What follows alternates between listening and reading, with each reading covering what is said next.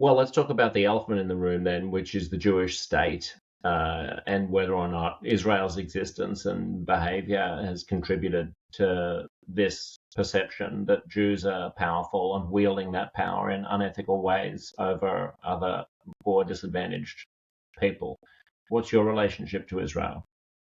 Well, my basic position on Israel, which has come under pressure since October the 7th, and I haven't quite sorted it all out in my head yet, so we'll have to talk about that. But my basic position on Israel for a very long time was that the primary way in which a progressive person, almost any, but certainly a progressive person, but almost anyone, will react to someone talking about anti-Semitism like me publicly, whatever, the first thing they'll say is, well, what about Israel? What about Palestine?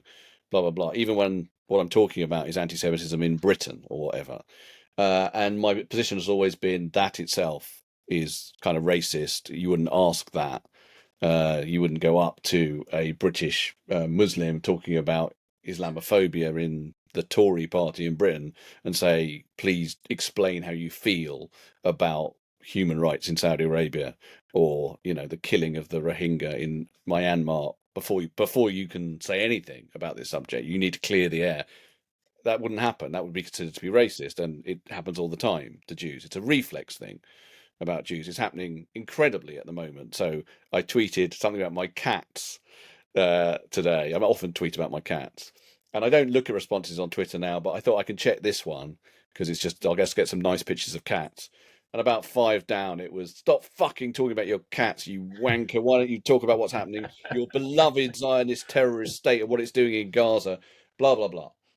So there's a reflex thing, and I would refuse it. And I continue to refuse it. I continue to say it is not my responsibility as a British Jew to, and also I know a lot of Jews do. I don't have a great feeling of sort of soulful or romantic association with the state of Israel.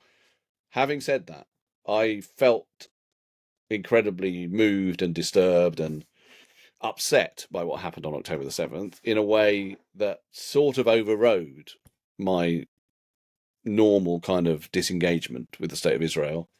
And I think that's to do with like how much it rung a bell in the sort of intergenerational trauma of me as someone whose mum was born in Nazi Germany and whose relatives have all been murdered.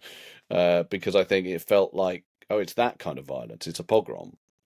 And that kind of violence is impossible to pretend that you don't feel connected to in a bad way. So I still feel that. And I also feel like at the moment anti-Semitism is going so through the roof that I have to talk about the situation, even though I'm still going to say, stop asking me to answer for a foreign country, for the actions of a foreign country, because I don't have to do that. The demand that as a British Jew, I still have to answer for the actions of the Israeli government is itself racist.